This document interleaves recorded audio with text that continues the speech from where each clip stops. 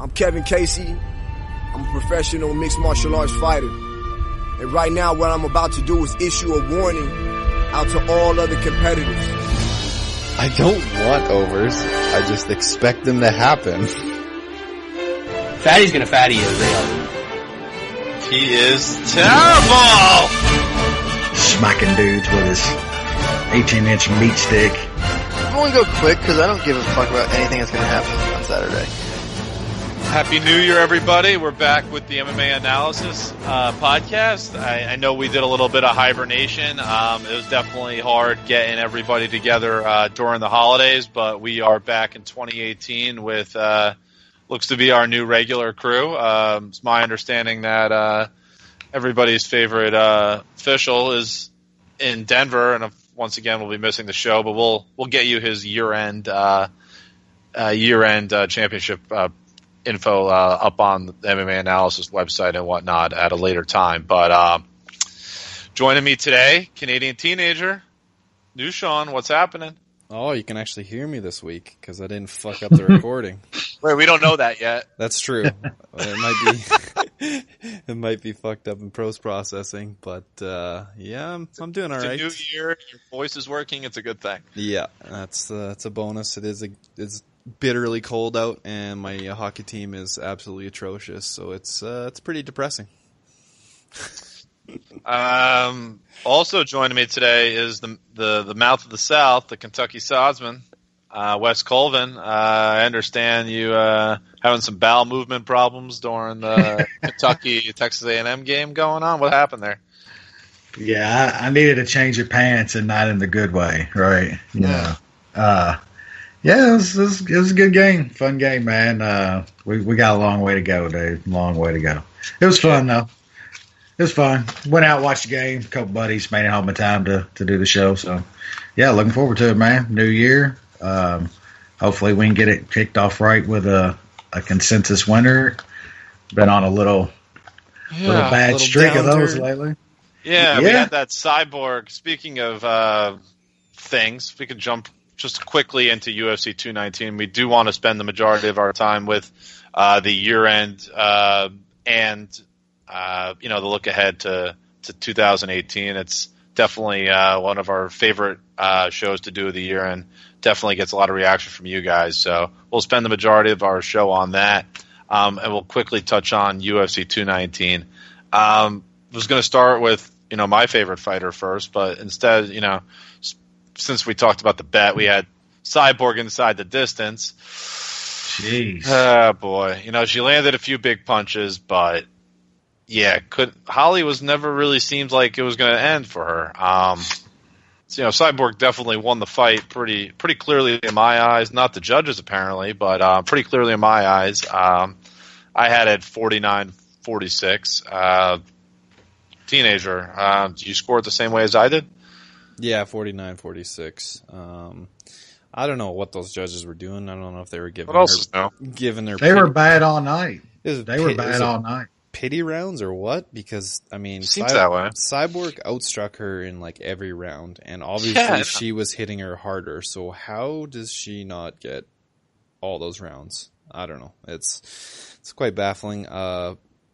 Sucks to be anybody that had the points handicap because the 248-47s just ruined your day. So it sucks to be those guys, but.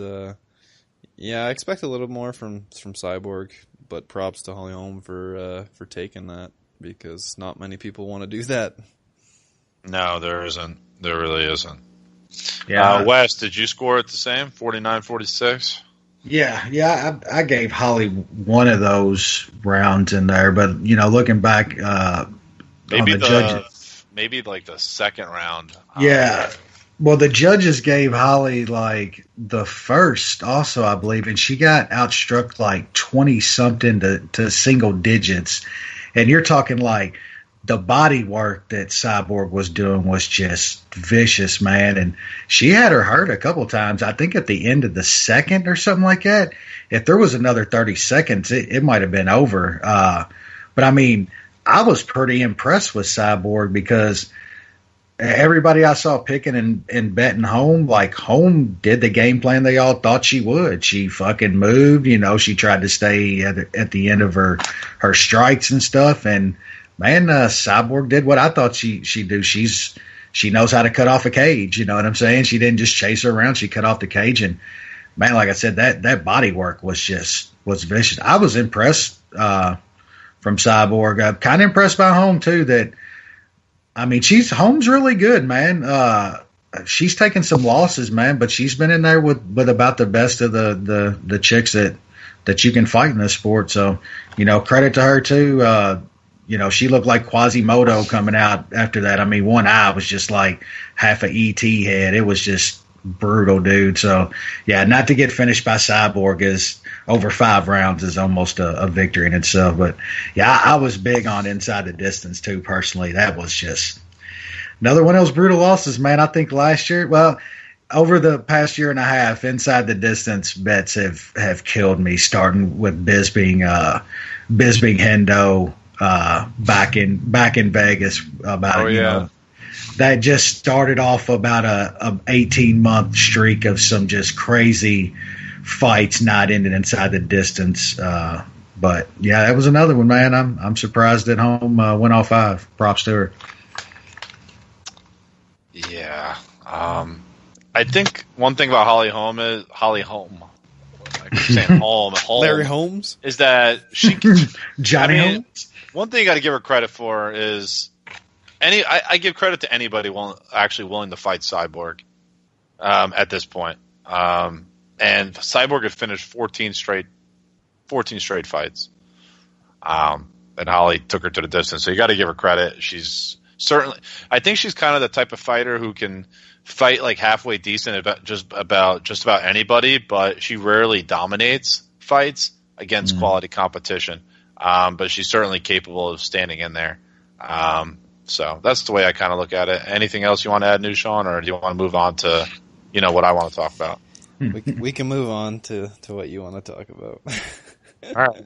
He made that walk. Home main event. Everybody, like every time Khabib is supposed to fight on fight week, says he's not going to make it to the cage. He's always hurt. He's always injured. He's flop. Cut him, fire him. All the deal. Made it to the cage, and it was domination.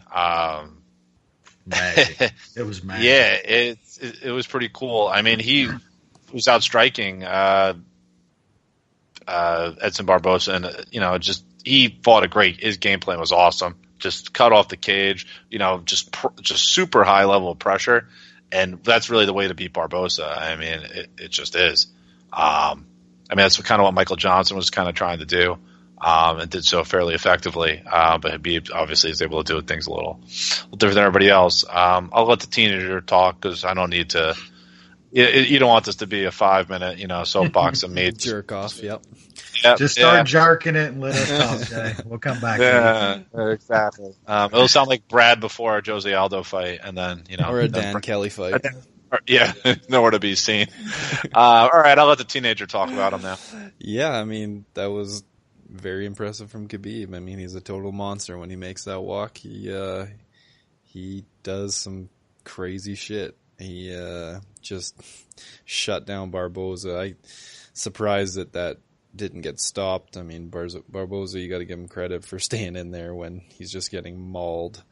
I'm excited to see that Khabib to Ferguson fight. It's going to be a hell of a time, but I don't know. If he makes that walk, it's hard not to see him doing that stuff, but I guess maybe that's just recency bias from not seeing Ferguson very, very recently.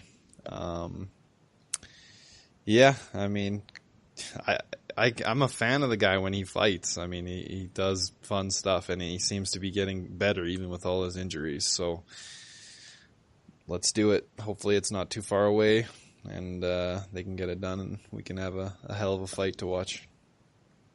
So Sosman, is Khabib? Well, I guess we shouldn't get to that because that's part of our year in preview show. But so I'll just let you comment on the masterclass performance.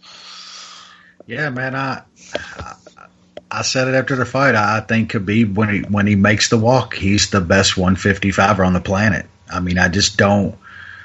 I don't even think Tony's gonna be able to stop that. I think his one tool is like just as sharp as a tool can be, man. He's great at what he does, and he is getting better. I mean, you could tell in that fight that all the work that Javier Mendez has put in with him, it's paying off because his hands do look better.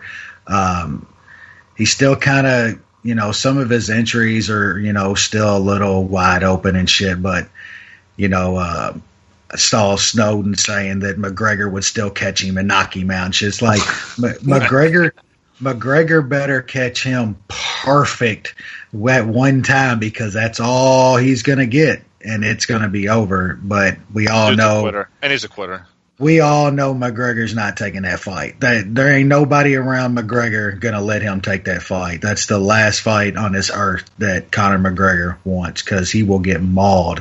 And man, yeah, against Edson, dude, man, have we ever seen Edson Barbosa done like that? That was wild, man. It was impressive, dude. Like, even knowing how good Khabib is, that was still very, very impressive, man. And yeah, I mean, him and Tony would be really fun, man. But I have a hard time not seeing the same thing happening, man. Khabib getting on him, and I mean, I just think if he gets a hold of anybody, dude, it's curtains. You're going to the mat. He doesn't have to work for some kind of single leg and high crotch and shit. He literally bodies guys and just slams them to the ground, man. I don't see how many people's going to stop that dude. So, yeah, he's the real man. Hopefully he can keep making that walk. I think he actually took a weight cut seriously this time, and you've seen that he made it with absolute ease. So, hopefully he continues to do that. That's been one of his problems, making weight. I know he said some shit about 145 like before this fight. Like, just shut the fuck up and make 155, dude, and make that cage. But yeah, dude, just amazing performance. And yeah, I believe best 155er on the planet, man, when he makes that walk. Somehow he was only 4 of 13 on takedown attempts, but Edson's good. Edson's good. Yeah, it's like weird though. Like what is a takedown attempt? Like, he's got him against the cage. He does if he just grabs a hold of his leg, but is that a takedown account? Yes, that's like a fake. But he does a lot of fake attempts too. He does that. To kind of he'll go for a thing, but it's not really going for it. It's really just so to kind of get his opponent to kind of move in a certain way, so then he could set up another thing. Like, he's one of the few guys in MMA that really, sets up a takedown with another takedown, if that makes any sense. Well, yeah, he using backs guys to the cage a lot too, and then works for another takedown. So yeah, I think they're counting those as like takedown attempts. Yeah, which they're not. He's just like you said, he's using it to get another takedown to set up his real takedown. Yeah, he's amazing, man. His one tool is fucking unbelievable, dude. Yeah, it's top of the sport. In terms of that, total strikes in this fight, 154 for the Eagle and 25 for Edson Barbosa. So, Jesus. Has Edson ever been dominated like that? It's hard to remember. I mean, I'm sure he's not looked good in some of his losses, but it's hard in terms of like a 3-round fight. I just can't. Not lately. No. He got knocked out a few times. I mean, he lost to Ferguson by submission, but I mean, he was in that fight was crazy. To start that fight. Yeah. Yeah, that was a crazy That's fight. the thing about Tony, too, man, that Tony, for as good as he is, man, he gets in a lot of trouble, man. Yeah, he just gets through it until he doesn't. Yeah. That's the issue. I mean, Vannata, just think the things that Vannata did to him, man. I mean, he was rocked like so many times. He just, you can't get in those spots with Khabib, man. He's going to make you pay severely. That's what he does. Habib does Habib things. But yeah, I'm pretty excited. I hope that fight happens. Actually, my cousin messaged me over the holidays after that, and he says that's the number one fight he's looking forward to in 2018 is the Habib Tony fight. There's a lot of hype for Habib now. I think it's starting to should be. even outside of like the hardcore MMA circles, just like the folks that watch really just the pay-per-views. And yeah, like Khabib fights differently than other people. You know, but he humbles opponents, and that's just like really cool to watch. You know what I think people like too, and like the fight game is almost like that Triple G type thing of like that guy from that area that speaks like good enough English, but his trash talk game is still like pretty good. He can speak English, but he puts it together to where his trash talk just sounds like, machine like, and it's great. I think people starting to. I kind of look at Khabib like that. He's really good, man. He's really good. I think he's really good at that kind of part of the game. He's gotten a lot better at that too. His shit on Twitter against him and McGregor, like the weekend, the few days after that fight was. All right, yeah. It was pretty good. It seemed like it was his tweets too. So. Yeah, I mean he's getting better at all facets of it, man. And he's now 25-0, which is a pretty incredible accomplishment in this sport. Yeah. Yeah. Moving on from that, let's quickly jump into the UFC Fight Night 124 card, the first Fight Night card of 2018, and kind of along those lines. You have a couple days left. Thursday, January 11th. That will be the last day that you can sign up for Toutmaster. As of this recording, we're nearing 150 signups for the contest. So we're getting closer to where we were in 2017. Still a big prize pool.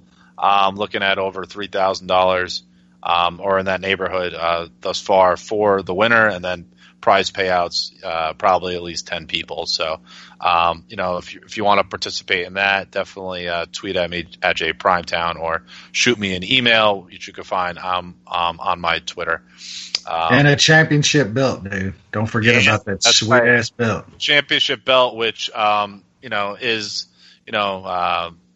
sponsored and paid for by MMAOddsBreaker.com. So.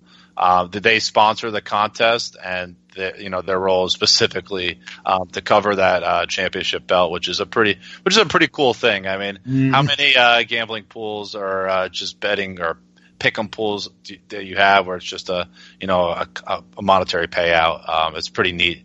If you win, that you get a belt and you have the winners of previous contest on the belt with you, something that you can keep with you. So that's a really cool feature of the contest if you win, and a nice little perk. So, again, let me know if you want to participate. The more the merrier, and I can certainly send you contest details. So let's get started.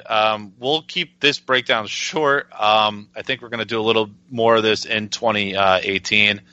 Spend a little less time on the actual fight breakdowns, unless it's really pivotal fights that I know folks are looking for. So on the undercard, let's try to keep it under 30 seconds each. Maybe if we're on some of these fights, I'm hoping that we can do that. I'm going to make the effort to do it as well. So first fight up.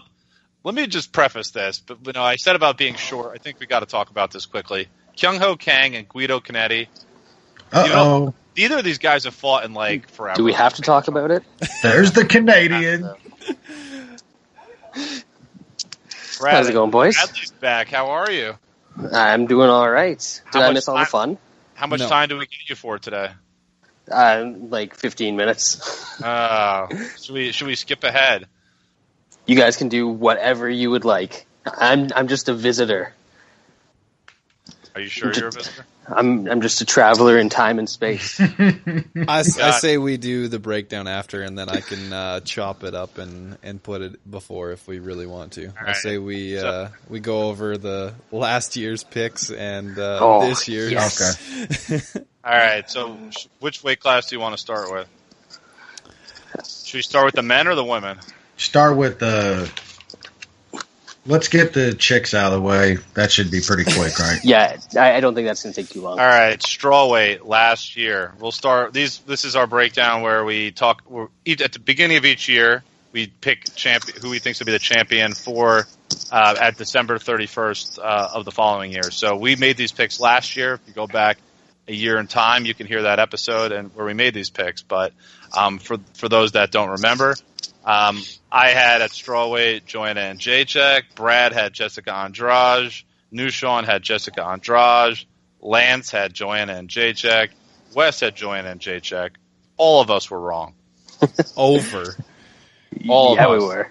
We were close. At least 4 of us were. And Joanna was like a minus 400 favorite or so in her fight against Rose, and she lost. So, with that said, none of us won. Who do we think is going to be the champion of this weight class this time next year? Nushan. I'm going to go with the same pick I had last year. I think Jessica Andrade ends the year with the title. I think She's going to stay in this weight class. Yep, I do. She looked amazing against Claudia. I think regardless, I think Rose is going to win that rematch, but Joanna might win it. They might even do the trilogy then. But I think at the end of the year, Andrade fights either one of them and learns from her first title fight and wins the title. All right, Wes, what do you think? I agree with everything Sean said. I'm going with Andrade this year. I think she's gotten way better, and that was a hell of a performance against Claudia. So, I think she can beat JJ. I don't know if JJ beats Rose, but I think that Andrade could beat either one of them. So, I'm going to go with Andrade. Bradley.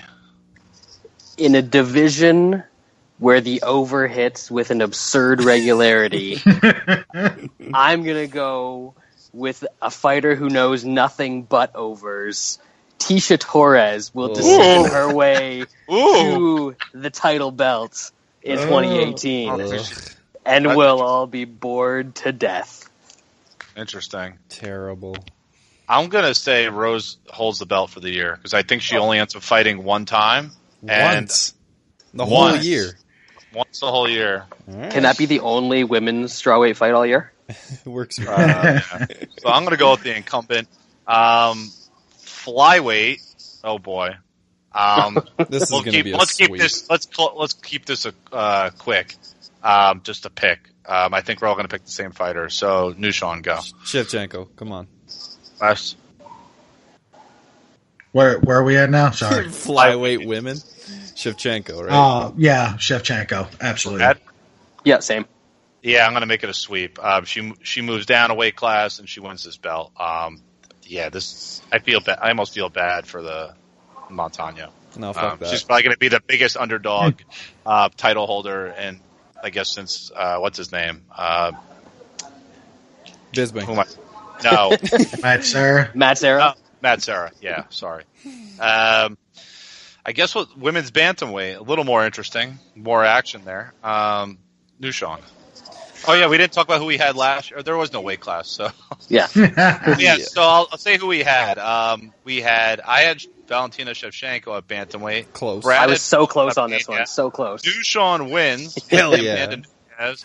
Lance had Juliana Pena, and Wes also won with Amanda Nunes. So Nushan, are you going to continue with Amanda Nunes? I'm sticking with Amanda Nunes, the only one that can, for the most part, the only one that can knock anybody out in that division, even though she had a pretty boring fight her last time out. Wes. Yeah, if she fights there, all her fights are there. I think she's the champ, but with the whole Cyborg thing going on, who knows? But if she fights in that division, I think she's champ at the end of the year. Brad? I think the Cyborg thing could even work in Nunes' favor because I don't agree. think Then they'll she's make not her gonna- drop the belt. Yeah. Yeah. Right. For some reason, I thought last year I picked Kat Zingano, but maybe that was 2 years ago. No, that was 2 years ago. Last year you were confused. I listened to the episode and you were like, "Oh yeah, Payne's going to win." I even didn't though know they were fighting. Yeah, they were fighting like 2 weeks later. And Oh man, that's awesome. Yeah. Good stuff. Yeah, whatever. I'll go Nunes. I don't give a shit about this division. yeah. I'll say Amanda Nunes as well. I actually think Shevchenko won the belt against Amanda Nunes, or won the fight, but they're not doing that fight again since Shevchenko's moving down the flyweight. So I'll say Nunes holds the belt. I still haven't seen that fight, by the way. That's okay. You don't need to. Yeah, I know. So we had predictions for women's featherweight last year. They were pretty hilarious. Yeah. I had Kat Zingano, who never fought at the weight. Brad said the title would be vacant. Close. Hey, I was close for a while with Durandamy. New Sean said Durandamy. Yep. Lance won with Cyborg, and Wes also says the belt would be vacant. Okay. All right, so New Sean. Is Durandamy even going to fight this year, or what's going on there? Who's going to win it? Is Cyborg going to hold it? What's up there? Yeah, I mean, who? Amanda Nunez beat her if they fight? Yeah, I don't think so. I mean, Cyborg's good and she's technical. Everybody thinks she's just some brawler, but she actually has skills, so she's gonna hold it. It's boring, but it is what it is. All right, Wes, same thing. Yeah, Cyborg holds it. She'll beat Nunez, I believe, as well, if Bradley? it happens. Yeah, nobody in the world is beating Cyborg for a while still. Yeah, we'll make it. I'll make it a consensus with Cyborg. I think Nunez would gas out. I mean, I know she didn't as much against Shevchenko, but different kind of fighter is going to press you, and she'll tire out. Moving to the men, we had a clean sweep at flyweight with Mighty Mouse. Are we going to clean sweep again in 2018? Yep. I assume. Yeah, Yep. I knew you were going to do that. Yep. Brad. TJ Dillashaw. Oh shit! There we go. That is. We got some You know dissension. what? I'm also going TJ Dillashaw. Hey, there we go. Good stuff. I don't even think Mighty Mouse is going to lose. I just wanted to pick somebody different. TJ, at what you think TJ makes it down there? Yeah, I'm not even sure TJ fights there. It's just whatever. If it's going to be anyone but Mighty Mouse, it's going to be TJ. Yeah, that's fair.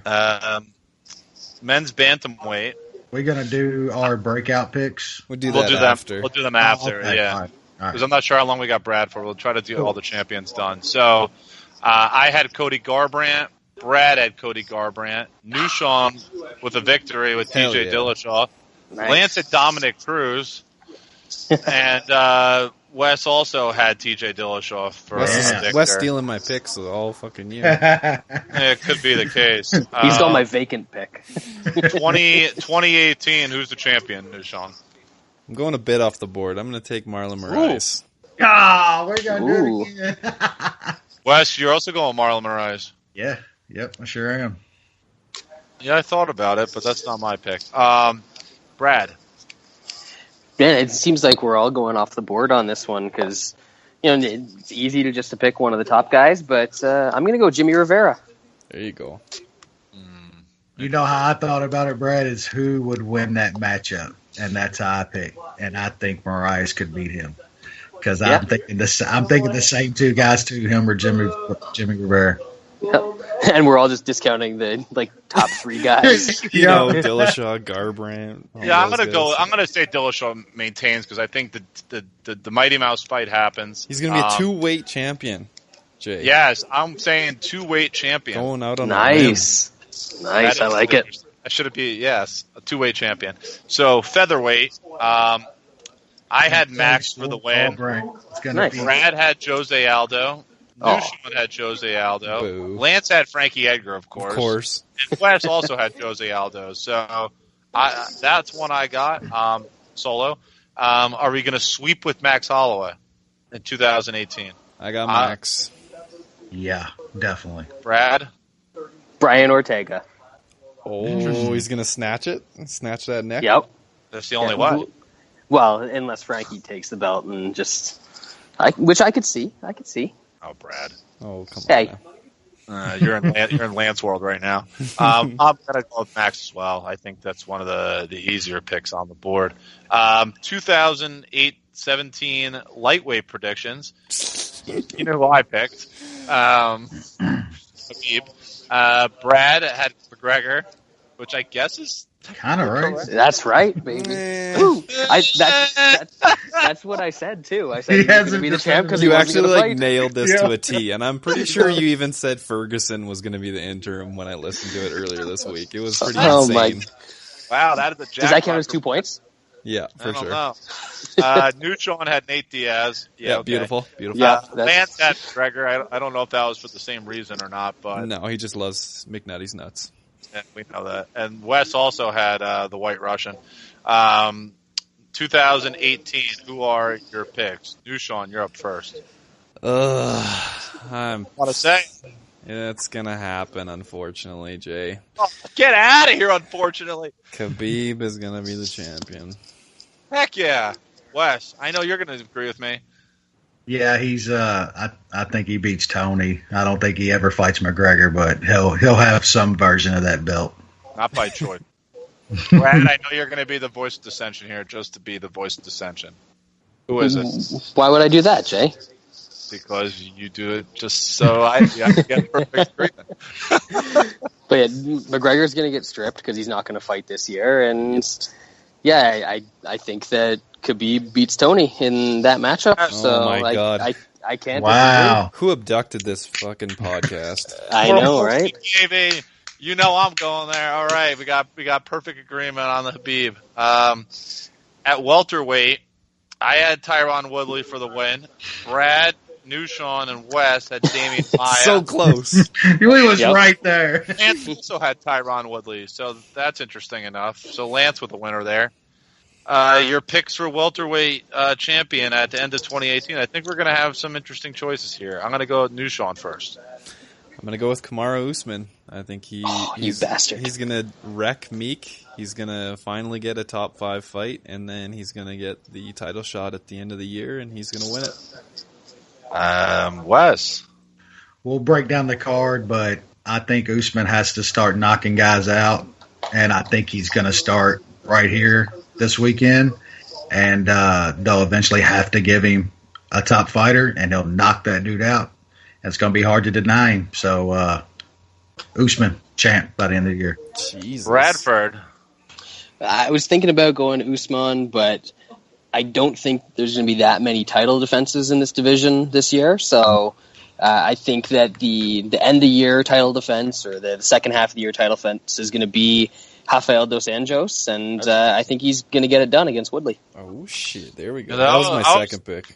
Yeah, that's one of. Yeah, that's. We that's might my see an other option. interim. We might see I'm an interim thinking it's belt. going to be Rafael dos Anjos or Kamaru Usman. I'm going to call an audible here, and I'm going to go with Rafael dos Anjos. I was thinking about Usman, but I don't think he's going to get the shot this year. I was I think close it's the gonna be other Dos way, Anjos. Jay. Yep, that's how I was thinking about it too. So Yep. it looks like we're split between the two, or those choices. So that's going to be interesting. Watch Woodley defend once and still be the champ at the end of the year. Yep. And it'll be another draw. It'll be another Nobody draw. wanted to go George St. Pierre as a wild card here. He said it'd be a He ain't fighting. He's the only Nah, he guy who's said gonna he's fight not is fighting. the only guy who's Yeah. gonna fight is McGregor. yeah. Yep. All right, middleweight. Oh boy, not a good one for us here. Lance and I had Jacare. Brad and Newshon had YOLO. Close. And Wes had Very Gegard close. Mousasi. Yeah, Wes got a it. guy that's not even fighting for the UFC He's anymore. a Bellator. He's not a champion there yet. He might be their heavyweight champion, though. Yep. He might be a three-division champ in that. Oh, Jesus. Newshon, who do you like here? I'm gonna go with Kelvin Gastelum. Ooh. I don't know I how like he does it. I know he's got that loss to Weidman, but I think he fights 3 times and possibly gets it at the end of the year as well. I think he certainly matches up better against. Hopefully, Whitaker has it Whitaker. instead of a wrestler. Yeah. Yeah, I agree. Wes. Man, this was. I don't This is know. a tough one. Yeah, because Choice?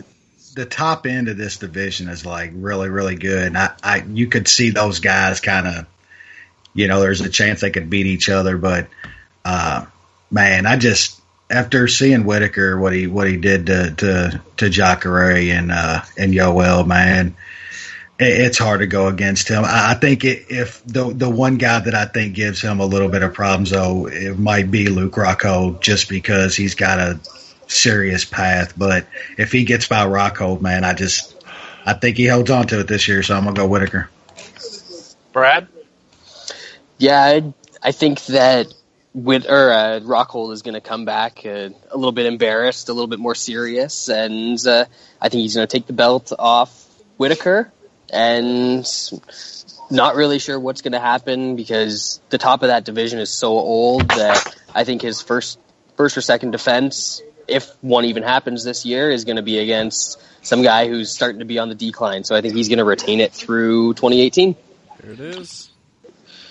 Yeah, I'm going to go with Robert Whitaker because I have a feeling he's only going to fight once or twice too. I think he knocks out Luke Rockhold, probably breaks his hand or something again, and then doesn't fight till like November. And I think Gastelum's tricky though. If that fight happens, I think that's a very intriguing bout, and I'm not sure who wins, but we'll see. We'll see how that plays out.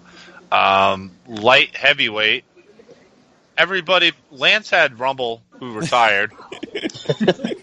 Everybody, and the rest of us had the real champ. And the rest of us had Jonathan Dwight Jones, who I think is an asterisk and is the champion. But anyway, assuming Jonathan Dwight Jones doesn't come back this year, which I pretty safe. Do we all think Daniel Cormier will still be the light heavyweight champion? No. Who? I got Alexander Gustafsson. That's interesting. Okay, Wes? I think DC fights twice this year, and he's still the champ at the end of the year. But I think after that, he's either done or he goes up to heavyweight. Bradley? Done. I don't think so. Here we go for this one. Oh, boy. DC is going to defend the belt successfully. Against Vulcan. Once the can. But, yeah, and then maybe Gustafsson, he might have a second defense later in the year. But after that second fight, he is going to retire, and they're not going to crown a new champion before the end of the year.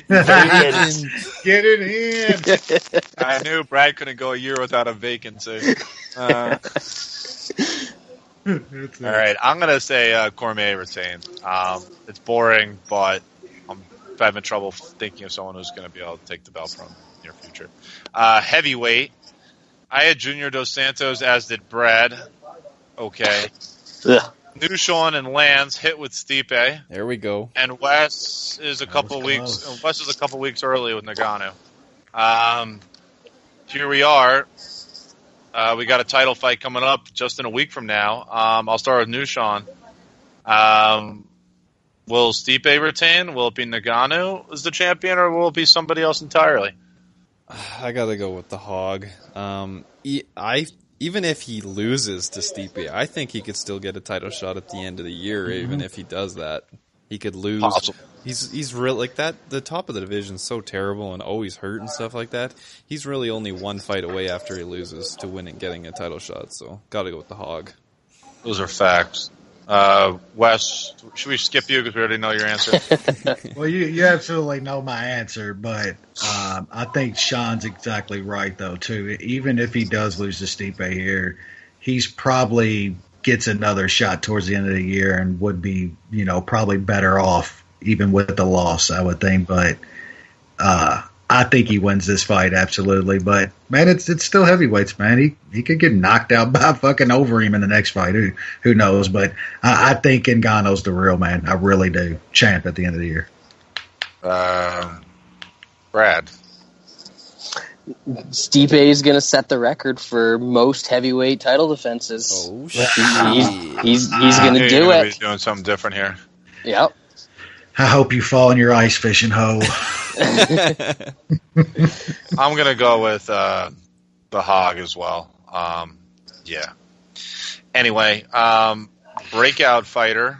We can move to that if you'd like. What weight classes would you guys like to cover for the breakout fighters? All of them except the women. We don't want to cover the women's. All right, I can just tell you mine. And let's just Roxanne Modafferi. Let's start from heavyweight men backwards and see how many we can get to. Okay, we can do that. I'll tell you heavyweights we had this year. This is pretty amusing. I have Vitaly Minakov. Brad had something called Sanovsky. I don't even know what that is. He fought Justin Ledet. Lance and Wes had the Hog. Which was, I guess so. That doesn't count. No. I guess it kind of, yes and no. Yeah. I would say yes and no. And then New Sean had Curtis Blades, which wasn't bad either. So let's go with New Sean again. Who do you got for 2018? I don't even know the dude's name, but it's the New Zealand dude that spars with Mark. Todd Alabama Trevus. quarterback. Yeah, Tuivasa. Tuivasa. There we go. Tuivasa. Through that flying knee knockout. Yeah. All right. Wes. Yeah, I had him on there. I had a couple. I think the Ruslan Magomedov guy, he was when he pretty comes back impressive. from steroids. Yeah. When's that happening? But I think the guy that could break out, man, he's won like 5 in a row. I think he could be a challenger to most guys up there, and that's Volkov, man. I think he's right there. He's just got a skill set that's a little different, man. He's huge and he ain't fucking mush brain like Struve is. So I'm gonna go Volkov. I think he has a breakout this year. Wes Brad? likes to take fighters that are in the top 10. This was a Yeah, thing that he did There's last year nobody as in well. heavyweight, Oh, dude. I'm aware. But I have a guy. Volkov is ranked 7th, just so you know. Yeah, that's not really. And then I'll look like a hero next year when he moves up to 5th. I had your same pick written down again. Yeah, that's fair. That's fair. All right, hold up. Let's go way off. Take it down. Let's hear Brad. 2 guys, and they're both like way off the radar, and probably neither of them's going to do anything. But Justin Willis trains with Cormier and Kane. Justin, So maybe, yeah, exactly. And the Canadian, the Great Brown Hope, Arjan Boulard. Oh, That's interesting. That is off the radar. I'm actually agreeing with Brad's first pick, Justin Wallace. He's my pick. I know we talked about him on a show before. Good training camp, pretty good athlete, former college football player, has a pretty good all-around skill set. He'll be pretty good and ranked next year. Light heavyweight, I had Misha Serkinov. Yeah. Wait, that's not bad. Nushawn had Jared Cannonier. Hey, if he would have beat Glover, it would have been money. Yeah, right. Same thing for Misha. Wes had Eler Latifi. Yeah. And most notably, this is something else. Brad and Lance had the Bear Jew, Paul Craig. Yes. Oh boy. Nushawn, your pick first. Ugh, I don't even know, man. Light heavyweight is kind of a... It's the wasteland now. It is bad. I mean, I guess I'll go with Tyson Pedro. Maybe he learns something after some of these losses and comes back with some wins. There's some hope there. Wes. Just off performance that I think we've seen last year, I think that the dude Abdul Indilov, the Russian, Who? I think he's got some skill. No, I think that guy. Kareem Abdul Edimov or whatever. yeah. Guy I mean, got the somebody bearded guillotine from guard or whatever. bearded Russian dude. Yeah, that fight was sick, man. He showed some serious skill. I mean, I don't know how good he can be, but he's only 26. I mean, he's one of those crazy Russians. So, interested to see what he can do this year. All right, Brad. I honestly cannot even think of a prospect at light heavyweight. It's hard. Not doing it right, Brad. I'll agree with Wes. I'm going to go with Dominic Reyes. He's really tall, lanky, another former college football player. Fought a couple of times in the UFC, two relatively quick finishes. Just has a good body for this division. Athletic. He's one to watch. A little farther down the depth chart. Middleweight. I had Kelvin Gastelum. Okay, That's good. And That's a good pick. Wes had Robert Whittaker. I guess that's good. Yeah, I mean, it's, What was he ranked? Bradley Number had 3 Dan Kelly. Of course he did. Nushawn had Johnny Hendricks. Oh boy. Yeah. And Lance had Andrew Sanchez. Nice. We are good at this. Yeah. They're good. Oh man, Nushawn, tell me an actual prospect. I think some other people are going to have this, but I'm going with Eric Anders. That's not bad. Not bad. Yeah, I think he's got some skill. He's got the pedigree from playing high-level college football. I think he's going to make it into the top. Well, we top know that's 8. going to be Jay's pick too, because he's going for the all college football lineup here. Yep. I got. You'll see. I think Wes is going to go with Eric Anders though. So Yeah, to put down on the list, Anders, but I'd also, man, Paulo Costa is just. Oh yeah, little He drunk. intri- That was That's a good one. He intrigues me a lot, man. So I like Anders. That was my pick, but I'll put Paulo Costa down. I think he's crazy. Off the wall when it's that kickboxer dude they just signed, the style bender dude. If you've seen him kickboxing shit, man, he's crazy, and the UFC just signed him. But What's his name? know. Israel at something they call it. It's his nickname's the style bender. He's fought in all kinds of like K1 shit and over in Japan and shit like that. He's wild as hell. He's fighting on a card coming up, dude. But I don't know. Israel Adesanya. Yeah. I don't know if he'll have a breakout this year or anything. They just signed him. They're probably going to give him some shitty fights. He's fighting Rob Wilkinson on the 221 card. Oh, he's fighting nobody. They gave him some. Rob Wilkinson's undefeated. Come on now. They gave him some. All right, Brad, you go. I was gonna pick Little Drunk, but in the effort of being a little bit different, does it have to be UFC? No. Oh. If it does, what do you got? If it doesn't have to be UFC, I'm gonna go with Ed Ruth. I think he's actually gonna break through this year and do some things. But for UFC guys, I'm gonna go with the Polish dude, Oskar Piechota. I'm not going there. I'm going to go with Trevin Giles, actually. 11-0, 2-0 in the UFC, 2 finishes. I like what I've seen from him so far. He is going to be a pretty good welterweight, that's for sure. There's some good young. There's some pretty good sure young. You said Trevin Giles last year as well with your pick, Jay. Did I? Yeah. I don't think so. He's fighting at middleweight, Brad. I don't know what you're talking about. Yeah, no, but he's going to drop down because he's little. He's a tiny guy. 6 feet tall. All right. Welterweight. I had Usman. Not bad. Wes still picked Usman again this year. And Lance had Colby Covington. That's real good. And Wes had Vicente Luque. Not a terrible pick, but not as good as the others, I'd say. All right, Nushan. I got to do some search. Guys, let's not do a ranked. Yeah, come on. I know. No top 10 fight. Let Wes go first because I got to do some searching for a welterweight prospect. I'll say Darren Till. No, see, I got shit written down with a star around Darren Till that says "fuck Darren Till." I mean, seriously, can we get off the Till nutbag? Like that, I don't know. I don't think that dude's fucking all that. Now, a guy that I think we need to see back. We need to see back in the cage soon and see if he's still got anything that people had him hyped up, and that's CM Punk, man. We gotta get him back in the cage, man. Punk. I have no idea, man. Go back to Sean. Let me look. Ow. You motherfucker. It's hard. Somebody? I'm just scrolling through Tapology's top 100 fires. All right, let's go with we'll go with Zhang Lang. How about that? Zhang Not Lang. bad. I actually thought about that. Yeah, That's not my Zhang guy. Lang will win a couple fights this year. China go. You betcha. I'm gonna steal Jay's guy. I'm gonna go with Little Blanket, Lil Khabib. Which one? Little Blanket. Abu Bakr Nurmagomedov. Ooh, Khabib's brother. That is sick. I'm writing that down as Khabib's going brother. there.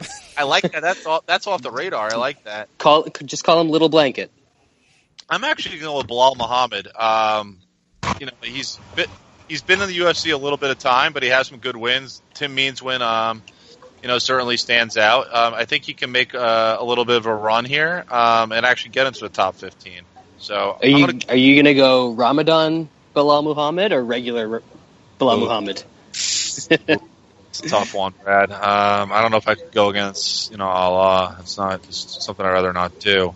But who still has to make a pick? Wesley. Wesley. Man, who fucking knows, dude? Come on, just throw a name out there. Hold on. It's hard, man. Yeah, there's just not a lot of. I don't know, man. There's not a lot of good. Say a name. Jesus, I'm still Trying to go scrolling through. It's bad. Again. Yeah, man. I even looked earlier, dude. I meant to come back because it was that fucking bad. I'm gonna go. Want to go with a ranked guy? I'll say Luke again. Okay, fine. You can do that. Last year, I had mac and cheese. Brad had Grigor Gillespie. Hey. Newshawn had Mark Diakiese. Yeesh. Oh, Lance had Kevin Lee. Wes had Lando Fun Groovy Venata. That's certainly an interesting list. I would say Lance was the winner there. Anyway, lightweight guys, who do you got? Yeesh. Actually, I'll go You ahead. go first, Wes. I'm gonna go. I'm gonna go with Tamer this year. Interesting. Okay. I think he can if he can get the ranked opponents and climb up the ranking enough. Tamer intrigues me, man. I think he's really skilled. Newshawn, you got a guy, or am I going to Brad? Go to Brad. Bradley. I was thinking about going Taisimov, but I feel like if he's not ranked, he's too close to being ranked. So I'm going to stick with my pick from last year, and he's going to get a couple more fights in this year, and Katie Holmes titties. Grigor Gillespie. That was my second guy. I like him too, bro. All right. Newshawn, do you have anyone, or am I going to What go off about the what about Magomed? Magomed what? No. He's just assuming there's a Russian dude named Magomed. That's good. Rashid Magomedov. Oh, okay. He's been quiet. I'm going to go with Jared Gordon out of New York. He's had a pretty good start to the UFC. Really good motor. Certainly not super well known yet, but I could see him rolling off 2-3 more wins, and he'd have 4 or 5 wins later this year, and can start getting some, fringe top 15 guys. So that's my kind of breakout guy. Who was that, Jake? Jared Gordon. Jared. Oh yeah, I know him. Yeah.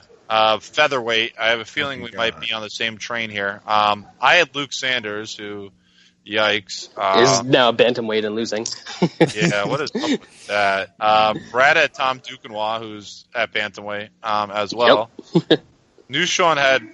Oh wait, this is the wrong weight class. No, Sorry, wrong weight class. Okay. We got some more winners in this one. Brad actually had a really good one.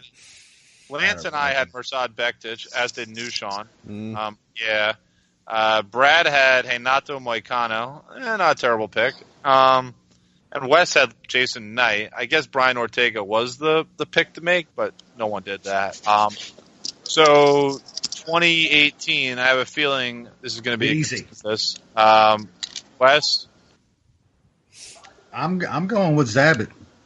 Yeah, I thought you might. Yeah, I mean, you could probably put Ortega in there, but that was a pretty big win over Cub, so that might kind of take him out. But he's ranked 3rd in the division. Yeah. It's hard getting to a title shot. Yeah, Newshawn. Zabit. Yeah, I'm going with Zabit. I'll go off the board. I'll go. It's not a great white hope from the north, but it's a great black hope. Hakeem Dawadu. Okay, that's fine. Brad. He's good. I like him. I'm going to go with a rising youngster who was undefeated in 2017, Mr. Gray Maynard. Oh, Brad. Did he? Oh my god. He was 1-0. No, but yeah, Zabit. Yeah, Zabit for me too. I think he's going to be top 5, top 6 guys by the end of the year. He's excellent. Bantamweight, we were talking about it before because I was reading the wrong line. I had Luke Sanders. Brad had Tom Duquesnoy. Newshawn gets... there's some competition here. Newshawn had Marlon Moraes. Really good pick. Lance had Pedro Munoz. He wasn't even with the UFC at that time. Yeah, so that's a really good pick. Yeah. Lance had Pedro Munoz. Not a bad pick either. And Wes had Jimmy Rivera, who turns out to be a pretty darn good pick. Yeah. All right, so who do we like here in this division now? Bantamweight. I'll start with Wes again. There was 2 guys that came out to me. One, because I just think he's a good fighter and the promotion's just going to be insane, and that's the O'Malley kid. I think I'm going to pick Brett Johns. I looked at that. Yeah. I think he's really good, man, and he's really good on the mic too. But the O'Malley push is just going to be insane, man. So I think he's right there, but I'm going to go with Brett Jones. New Sean. Man, bantamweight's kind of rough for young guys, isn't it? There's a lot of them. You gotta. There's a lot of them. New Sean. Yeah, you gotta get a while down the rankings though. Yeah, So it's gonna be interesting to see who actually makes the jump, right? Yeah, because there's so many. But there's so many talented guys. It's hard to break in. Yeah. How about we go with another? Let's make sure he's fighting for. No, he does not fight for the UFC. I was gonna go with Magomedov. God damn it! Why don't they just fight for the UFC? Go. You can go, Brad. I'll keep searching. Oh, I guess there is one. Another Nurmagomedov, Saeed. There you go. Oh yeah, there you go. That's who you're going with? Yeah, Saeed he's getting signed to the UFC right away, and he's gonna. I know. Probably You're awesome. just taking that Nurmagomedov. Yeah, I know. Yeah, okay. Brad. A couple guys I was thinking of going with in this one. One is sort of dependent on him getting signed with the UFC, and that's Jose Torres. But the guy who's already in the UFC is Ricardo Ramos. Oh, okay. Nice. I'm actually going to take Brad's 2017 pick and make it for 2018 with Tom Duquesnoy. He had his first loss to Cody Stamann, who is interesting in his own right, but I think Duquesnoy learns a lot from that loss. Smart fighter.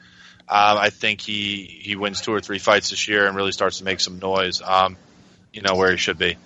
Flyweight. I had Brandon Moreno.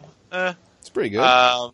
Mateus Nicolau for Brad. I think that's pretty good. The hilarious part about that pick is he was suspended and nobody thought he was going to fight this year, and we all shit on him. And he got one fight in and looked good. That's a good pick, Brad. And now where's he ranked? Nuchon and Lance, I guess, win with the Ray Borg pick. And West took Tim Elliott. Newly signed Tim Elliott. Breakout, but okay. Was that would have been right after he fought for the title? I know. This is but my whole premise was a West thing to do. He just got signed. He was going to have a good year and get a rematch and possibly win the title. But he's all right. Who do you guys got? Nuchon, I'll start with you here. Flyweight. Flyweight's tough because there's a couple prospects, but they're kind of already ranked. I'm going to let the ranking thing slide for this because it's a more. I think that's what we did last year. That's why Borg's on there a couple of times too. Yeah, he was close to. I think he was around 13 or 14th when we picked him or whatever. But I'll go with Pantoja. Oh, you fucker! He's 11th ranked. It's kind of high, but yeah. Wes, you doing the same? Yeah, it's about the only guy. It's kind of hard to pick one. I would say you can't by ranking, but I think Cejudo has a huge year. I think he gets back to another title shot and performs a whole lot better. But, yeah, as far as a lower rank guy, I'm going to say Pantoja. I think he's really talented. We'll see what he does.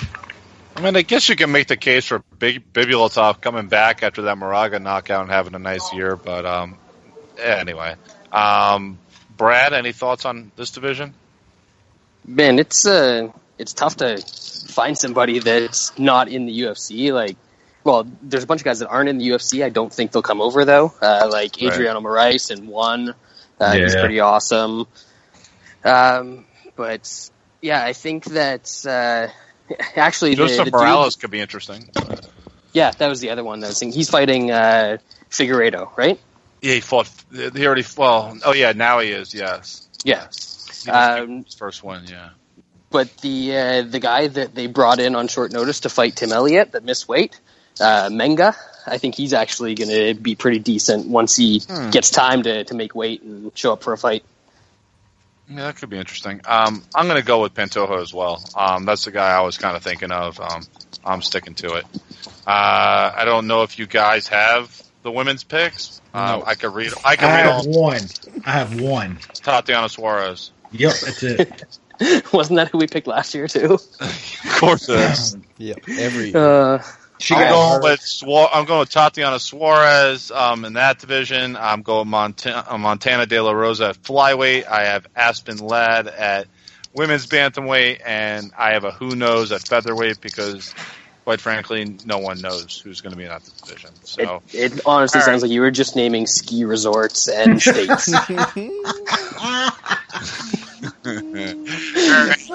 I'm out of here, guys. It was a slice. Thanks All for right, coming boys. by, Brad. Later, brother. All right, the bracket join us for a bit. Anyway, our 3 bold predictions in the UFC for 2018. I don't know if you guys came up with any predictions. I have 3 written down. Just throw them out there. We can discuss them. Yeah. You don't want to give your own? We'll see if you got any of them. I just have like one or two. My first one is the UFC will siphon off part of its media rights package to a digital provider such as Amazon, YouTube, or Twitter before the end of the year. Yeah, I mean, I could see it. Yeah. They already were with Facebook, remember, for a brief time. yeah, but did they even get money from Facebook for that? I think that was just kind of like Yeah, at the time that- Facebook was allowing people to just use it to expand That's Facebook. That's the only place they had to put their prelims on at the time They too. didn't have They Fight didn't- Pass. That's true. But with the way the TV market is now, plus their deal with Fox and Fox being sold to another company and shit, I could see something like that being worked out for sure. And Twitter's been they've been pushing for Huge. live content, so I mean it could. A lot of them definitely are. happen. Yeah, and same Hell, with Amazon Yeah. doing a lot of content. So Who was it? Is it Amazon did the NFL deal, right? Mm-hmm. Yeah. Well, Twitter had a deal originally. Then it was Twitter still did. They Amazon, did like, and I think Yahoo via their Verizon deal is going to be broadcasting playoff games this weekend. I don't know how all that plays out. Yeah. Yeah, they're all getting into it to that sphere of pumping that shit out. Yeah, I think the UFC is going to have to get there. They're even more of a company that probably needs to be in that area, you know? Yeah, younger audience. Yeah, just the Than younger most sports. audience. And, I mean, most of us are used to watching all the prelims and shit anyway on a digital service. So there's money to be made there too, man. I mean, the places like Amazon and Hulu and shit like that are making the type of money that your broadcast networks are and shit now. So the money's there to be made. It's interesting to see just how everything goes with the TV package to begin with Fox being sold. The way it's looking, the UFC's not going to get anywhere close to what they was wanting. So we'll see. Yep. Okay. Interesting times. Mm-hmm. My second bold prediction is the UFC will not only host its first event in Russia, but it will be a pay-per-view. That's insane. What's the time difference? If it's in Russia, it'd be. Oh yeah, that's right. That's So right. I would assume that would have to be headlined by Khabib. So you're assuming that Khabib's going to beat Tony early in 2018, Okay. and then they fight sometime in like August, in like summertime. But Khabib doesn't Can't fight in the be. summer because of Yeah, Ramadan. can't So be. when the hell is this Could going be to like happen? October. It could be November. That's pretty cold, Jay. You're gonna have I don't a- know if you know this, but Russia's cold. You're gonna Doesn't have have to like be an outdoor. It could be an indoor. It could be an. No, I know. It could be an arena. What are you talking about? you're gonna have like a 12-hour or something time difference. Not 12 hours. Do you know what? Well, yeah. What is the time Like- difference? You know? It's got to be Compared something to like New that. York, it's 10 like or so? eight. Yeah, because I remember when the Olympics were there, it was pretty rough to watch like hockey and 8 stuff hours. like that. Like- But 8 hours. Yeah, because I mean Germany and shit is like 5 hours, 6 hours. So you're probably adding 8 hours to Moscow. 8 hours. Yeah. yeah, I mean, obviously it has to be Khabib headlining it. I mean, there's a ton of Russians. Yes, sir. It'll be a And- pay-per-view. and I it think. has to be a big card to go there Yeah. to make it worth it. So yeah, I mean, I could see it happening, but they've been talking about Russia for a long time, but I guess they didn't really have a headliner to take it there. So maybe Khabib is that guy. I'd be really curious to see what kind of the negotiations are between Dana White and the Russian government to bring a UFC event to Russia. Who fucking knows, man? that's still like the white whale out there. You know, the UFC getting into that area. It'd be cool though. Don't get me wrong. It'd be cool as shit. The UFC in hell Moscow or St. Petersburg or something. You know, that'd be pretty cool. I don't know if it happens this year, man. I don't know about this year. It's tough.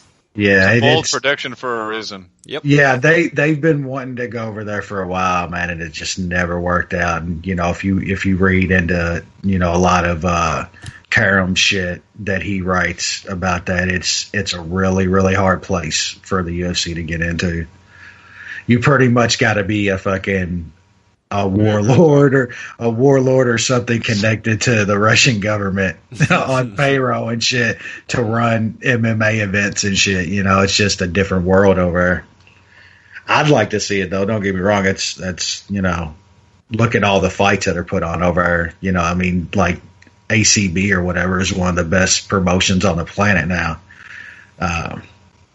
So yeah, and you imagine you get one over, you're gonna get a bunch of those local guys on the undercard and shit, and it'd be fun. A big deal. It'd be awesome. Yeah. Oh yeah. It'd be an event over there for sure.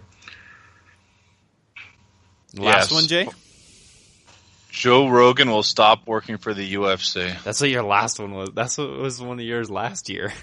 Was it? We should. I sent you that. We should go over what the ones for last year was. We'll go over those after I give mine, but they're pretty funny. Yeah, one of yours last year was Joe Rogan stops commenting for the UFC, and Brian Stan takes over as the main color commentator. Yeah. Well, I was wrong about that part, but I think Rogan's time is finally actually going to end. I agree with that. I don't know if it'll be this year, but it's coming. June. Yeah, it's coming, man. Deal last year. What do you think about the Bellator going with fucking Big John? Like, dude, I don't know what I think. What are they doing? Is it going to be Big John and Goldberg together? What are they doing? Yeah, they're going to rotate Chill and Big John with the color, and then with Morrow and Goldie will be the play-by-play. Look, we have a lot of, especially with NFL, you have like a rules commentator kind of a thing, like not like directly the color guy, but like I can see like the genesis of the idea. They tried to get Big John's kind of at the forefront of a lot of this, like some of these rule changes and stuff. So I think that's fairly interesting. But I have no idea how he is. He's terrible. Vocal wise, I have no idea. He's terrible. He did it. He did it for Affliction. Like he's fucking. I don't remember. I don't. He is horrible, dude. Like they tried to get Mir, which is that would be great. Very good idea, but apparently he gets paid very well by AC. Or so. But Morrow with Mir would have been like one of the best groupings in the entire sport. Like I like Morrow. Some people don't, but he's very good. He's very good. He knows guy. Yeah, he knows the sport. You know what I'm saying? That's one thing that I think like the UFC is like they're making a big mistake hiring these fucking vanilla white dudes from like AAA baseball in the Northeast. I don't know. The guy they whoever that was that did the fight night the other night, he's doing it this weekend again. I thought he was fairly good. But he was the best of the. He was the best of the lot. Yeah, I'll agree with that. But I'm not hating on it yet. I'm not hating on it yet. That guy at least. But I have no problem with the UFC trying out new color commentators. They'll probably get Jimmy. I think they'll get Jimmy Smith. That'd be cool. I mean, Felder hasn't been bad. I gotta say. I really liked Dom in the beginning. That dude's fell off badly. Dom is very good. Dom is very good, I think, in the studio, but because he never shuts up. He's like DC too. Put DC in the studio. I don't like DC, but I think he's pretty good in the studio when he's like plays the Bradshaw role to me. Yeah, when he's messing around with like Woodley and Dom in the studio, he's way better than when he's on the mic, never shutting up during a fight. Same with Dom. The guy can like break down technique and shit, but he never shuts up. His voice just doesn't work for commentating. He's like very low toned. Felder has definitely gone to the top of the list in my opinion. Like Felder is really good. Another guy I wish they would give. Dan was great, but I think they should give Eve Edwards a shot doing some fights. Yep, because I think he is really, really good. He's more calm. He really explains moves and stuff. I really like Eve in the studio. I wish they'd give him a shot on the mic. Let's see. I'm sure there'll be some more experimenting. We'll see. I'm sure they'll do a little more of that too with the Contender Series again. When that comes up, which is happening in the summer. I don't think they're doing a winter series, unfortunately. No. But yeah, that was cool. Anyway, new Sean. So you came up with some ideas. Let's hear them. My first one's not too bold, but I think the UFC will do a pay-per-view in Hawaii finally with Holloway headlining. Yeah, we'll see. That happens before Russia. Yeah, I think so. That one's not too crazy. They're kind of already talking about it and kind of paving the way for it, so I don't think they should be. There's no reason not to. You got a bona fide star or two that you could do it outside too, which I think would be fucking awesome. Yeah, I just don't think they'll ever risk that with the UFC. The outside thing? Yeah. Well, you can do a canopy and shit and all like that. Why not? They did it when they went to Abu Dhabi. It was outside. But you knew it wasn't raining. I mean, in the desert. You knew you wasn't going to get a monsoon over there, you know. Yeah. And then my other one is I think John Jones will get less than a 2-year suspension. I'm thinking like 18 months. With the way old boy was talking on Joe. With the way Nowitzki's talking and kind of, it definitely didn't look like he was purposely taking these steroids, just kind of. This again? Yeah. It's amazing, right? They want pay-per-view stars, man. I think he's only going to get an 18-month suspension, so he might even fight next year. Well, there's two really, really elite fighters who've never lost, so he's one and Habib's the other. So it's still disgusting that the greatest fighter that we've ever got to witness is literally on the shelf for dumb shit like this. Yeah, it's a damn shame. It's really ridiculous, man. I mean, he's one of the guys that fights, and you feel like it's like a prime, like an elite athlete fighting. You know what I mean? Like some of these guys fight, they're like fighters. Like with Jones, even though I know he's not an elite athlete, like you can't even really dunk a basketball, but it feels like an elite athlete. You know what I mean? In the cage when he's doing his work. Yeah, absolutely. It's like an art. I'm not one of the people that just has blinders on to John Jones is the only dude that's ever done some shit. You know what I'm saying? Like, I think almost everybody, all the guys that he fought when they were champs, literally like Machida Pop, fucking Vitor juiced out of his mind. I mean, just all these guys that are just juiced up, but you don't hear nothing. They're legends, Fuck Anderson been popped twice. You don't hear a quarter of the shit about Anderson. He's still a legend and one of the great ambassadors of the sport. John Jones, piece of shit. You know what I'm saying? Never should be able to fight again. Yeah. Just that kind of shit it's just ridiculous. Do you want to quickly go over our bold predictions from last year? It'll be quick. Do you have more bold predictions, or is that it? I got nothing for this year. Okay. You got anything, Wes? Nah, not really. Okay. I think we touched on most of it. New Sean, tell the... All right, so your 3-1 were, the first one was we'll have simultaneous Eastern European champions at the end of the year, which would be Khabib and Shevchenko. That will happen by this year, unfortunately. Yeah. You missed it by a full year. The other one was the Joe Rogan leaves and Brian Stan's the main color guy. Mm-hmm. And then the last one, someone not signed as of January 1st will fight for a title in 2017. That happened. Tanya Evinger, Nico Montano. Oh, those are women. That shit don't count as women. Was Cyborg signed by then? Yeah, Cyborg was signed. I'd have to think about that. I don't know if I have it.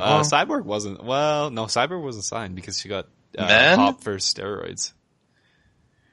Vulcan? Was Vulcan signed? Yeah, but he didn't fight for a title. He didn't fight for the title, yeah. Okay. You get a pass with the women's. That's not bad. Yeah, that's not terrible.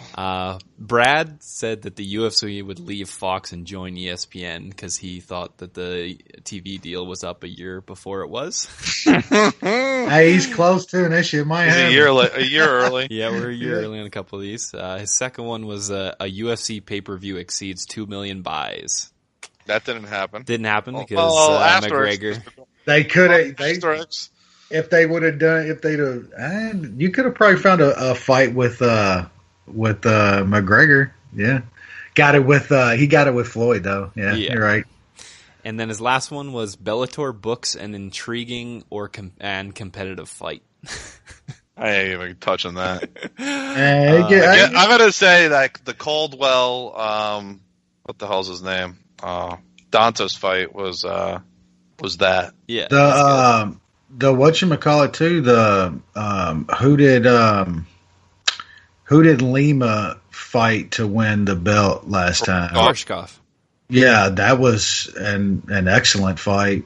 Then they're going to have Lima and Rory fight this year. That's another pretty intriguing fight. You betcha. And then a whole heevyweight tournament. I don't care if it's old sloppy motherfuckers or not. That's going to be fun. My bold, I didn't have much for bold predictions. I just said the UFC was going to have a bad year, so I think I nailed that. You won that one, yeah. Wes's was the new rule changes won't make it better; it'll actually make it worse. I'm not sure if that's the case or not. Barely even. Not everybody even accepted the new rules. Yeah. A clusterfuck. It is a clusterfuck. Yeah, it still is. Second one was a lot of titles changes hands. That happened. Yeah. Yeah, there's a decent amount. And then Wes said that he was going to win Tout Master and Gamble Master, and he failed. Did not happen. That was a hard F fail for Wes on that one. I got a top 6 in one of the Gamble Masters, and I think I finished like top 30 in Tout Master. That's pretty good. Not a terrible achievement, no. And then for the worst takes, you know who we go to for the worst takes. That would be Lance. Lorenz Larkin signs with Titan, or he re-signs with the UFC for less than what he was making before. Oosh. I ain't going. Yeah. Jim Rome will sign to commentate and will be awesome. I remember that rumor. That was pretty good. Yeah, that was terrible. He also said that Rousey will fight in 2017 and get knocked out by Rocky Pennington. Oh, Lance never change. Oh, Lance never change. Oh, that's good shit. Rocky Pennington's knocking some shit out, but it's not fighters. I ain't going there. All right. Let's rip through this. Let's make this quick. So we got a 13 fight. It looks like it's 13 fight. Yep, 13 fight UFC Fight Night 124 from St. Louis, Missouri. The first fight of the year in the UFC is a bantamweight matchup between two guys who haven't fought in a combined, I don't know, Nushan, we were talking about it before the show, like 4.5, 5 years. It might be right? More than that. Let's see. Kung Ho King has been out since September 20th, 2014. So wow, that's 3 years, 3 months, 3 and 3 months. And Guido Canetti. Guido Canetti has been out since August 1st, 2015 because of 2.5 years getting caught with some steroids in his ass. So that's 5 3/4 years combined. Insane. I've never even heard of that before. All right. Like I said, we'll try to keep this as fast as possible. No more than 30 seconds per fight, maybe until we get to like the last 2 fights on the board or so.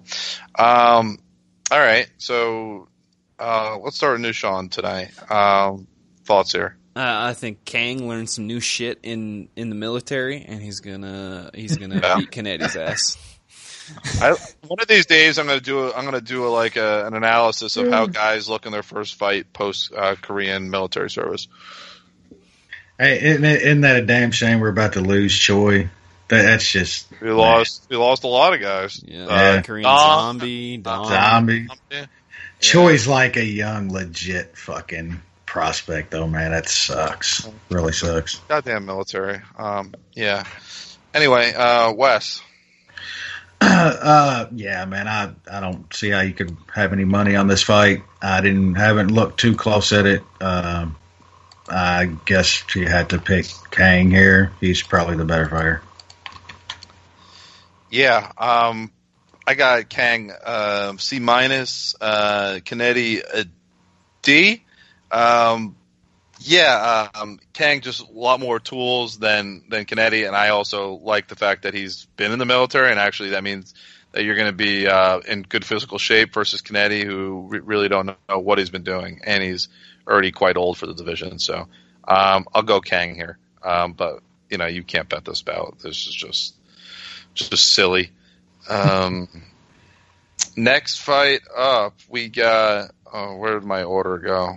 Yikes! It's Burnell versus. Mads Burnell versus Mike Santiago, who came from the Dana White Contender Series. Nushan. And then he got smashed by Zabit. Coming up the happens. fence and shit on him. I mean, that happens. That happens. I'll take Santiago. I don't think much of either of these guys, but he looked decent on the Contender Series and just ran into a buzzsaw. Wes? Yeah, I kind of agree with the same. I can't bet this fight. Santiago probably should win. I'll probably take Burnell and Toutmaster. It's a close fight. I'll probably take the dog and Toutmaster though. I got Burnell a D, Santiago D+. I just like Santiago's power. His aggression is intriguing. If it goes to the ground though, it could get interesting in my opinion. So I think Santiago's a guy who we thought was better than he was in the Contender Series. I'm not convinced he's as good as that. So we'll see how it plays out here. But I'll take Santiago, but it's no lock.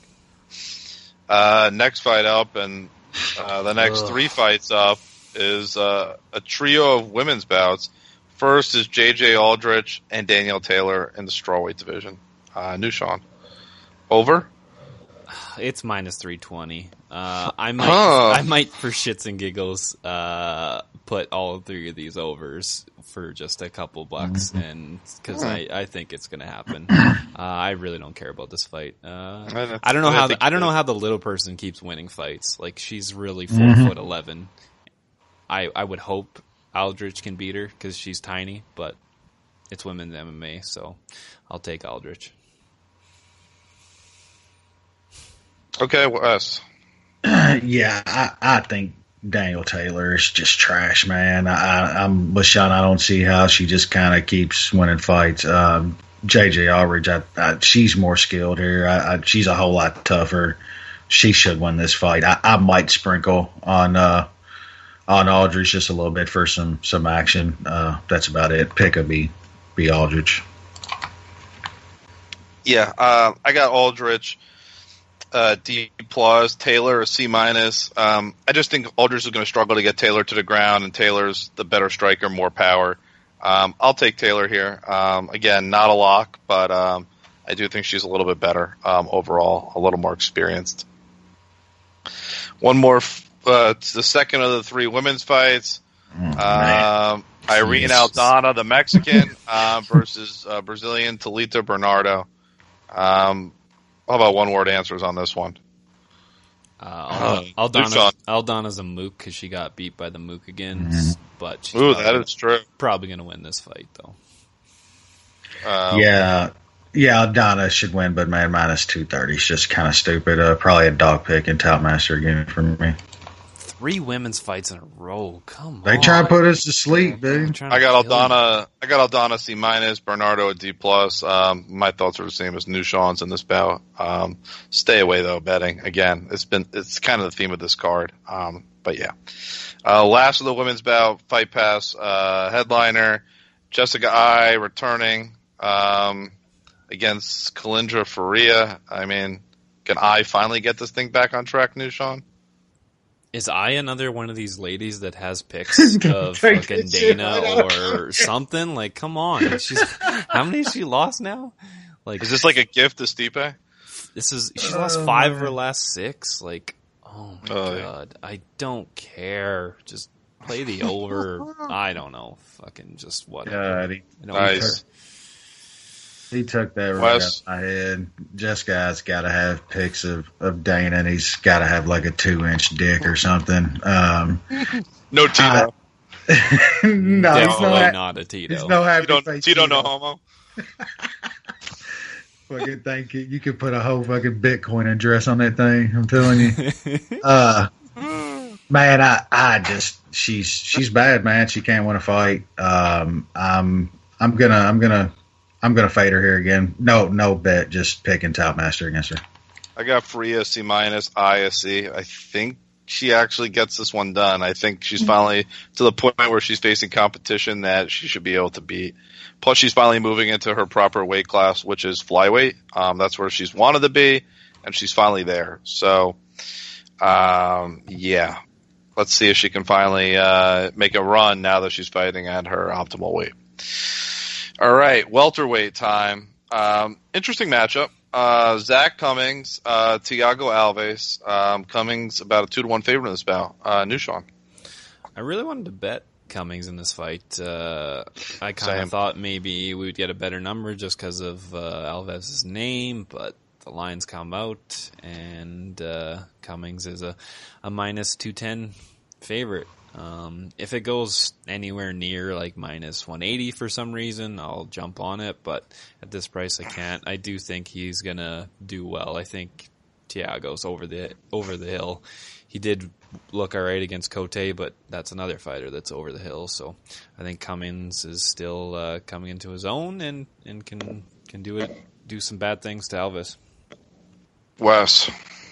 Yeah, I agree with Sean here. I think this is a really good matchup for Cummings. I just his pressure and able to work Alves against the cage here, I think is going to be enough to get him a win. And like Sean said, I mean, Thiago Alves he's 100 in fight years, and his past couple wins are against guys that just aren't that good.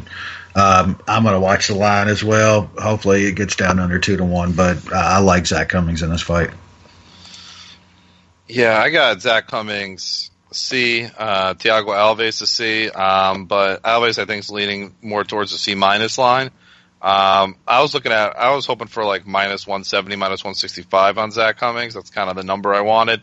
I like his tools here against Alves, who's old, he can get hit, and just not as dynamic as he used to be. Cummings certainly has impressed me in recent fights, and I think he's more trending up as opposed to Alves, who's certainly trending down. So I'll take Zach Cummings to win, but the number's just a little too long for me to get involved personally. Moving on up, we got the debut of Matt Frivola taking on Marco Polo Reyes. The enthusiasm there, Jay, was insane, just off the charts for our friend Marco Polo. I don't care about this fight. Polo got his soul taken from a friend of a rapist, so I mean, I guess he's not going to do well here. But the other guy, I have no idea who he is. I mean, he looked okay again on the Contender Series, but whatever. I don't care. I'll pick Wes Polo. Yeah, I'm going to be in Austin when the place is going to be crawling with the rape crew. So definitely keep a lid on your drinks that weekend. If you live in the area, you would be notified if he was there. So, Frivola should win this fight. I want to look at him a little bit closer. It's just this line's a little bit too much, man. It's another one I don't really care too much about to dig into that shit, try to find an angle on a prop or anything. So pick us Frivola, pass on a bit. Oof, I got Marco Polo D, Matt Frivola C minus. I like what I've seen from Frivola. He's undefeated in his career. Really big time right hand. Aggressive, good gas tank. I think Reyes is going to have a difficult time staying with him. As the fight progresses, it really plays in the Frivola's favor. Reyes definitely has some power of his own, but he's limited beyond that. So I like Frivola to get the win in his UFC debut. Not a bet, but it's kind of like Cummings. If it comes down a bit, I'm kind of in. Next fight up, I think, is interesting as well. Lightweight bout, Alex White and the James Krause. Nushan. I was at Alex White's last fight when he just... I'm sorry to hear that. He murdered Mitch Clark, man. Do you not remember that fight? I forgot about it. Yeah, but God. now that you mention it. Yes. That was a beatdown. I mean, that's the best Alex White has ever looked. It was all him, so I know some people question his cardio and stuff like that. He was obviously putting it on Mitch Clark, so there wasn't much resistance, so maybe that's why his cardio looked better than it was. I like James Krause here, but Krause is kind of... That loss against Lazaro just sticks out like a sore thumb. I hope he's past that. The price has come way down. He opened minus 230. He's minus 155. I think I'm going to have to put a small bet on Krause. There you go. Not big because of that Lazaro loss. Wes. Yeah, I think this is a little bit different level of skill here. I think a little bit more highly of Cross than I think a lot of people do now. Like Sean said, that loss back, that's a pretty rough loss, but he's looked pretty good since, man.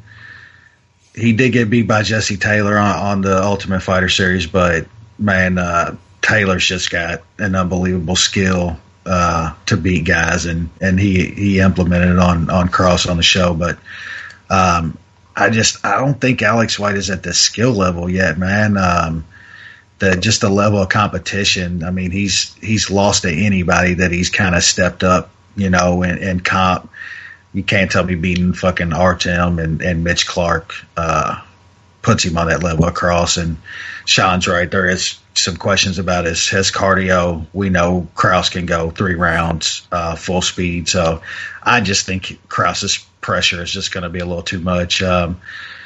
There's always that worry, man. We've seen Krause kind of rocked a couple times, and that shit that White hit Clark with would put a hurting on Krause as well. But man, at the line, I was thinking Krause more closer to minus 250 myself. So at minus 155, I'll definitely be playing as well. Yeah, I got Krause to C, Alex White a C minus. Krause, smart fighter, a lot of different tools, ground game.